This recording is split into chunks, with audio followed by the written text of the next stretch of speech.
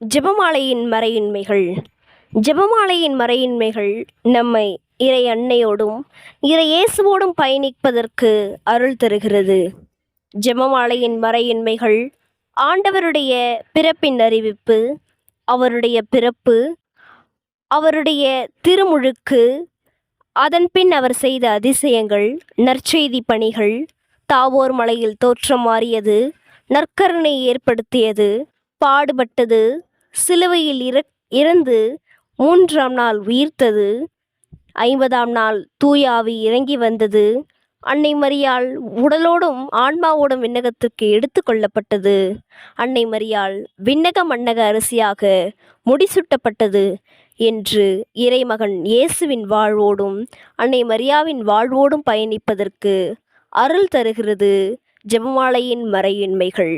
ஜெபிப்போம், பயணிப்போம்.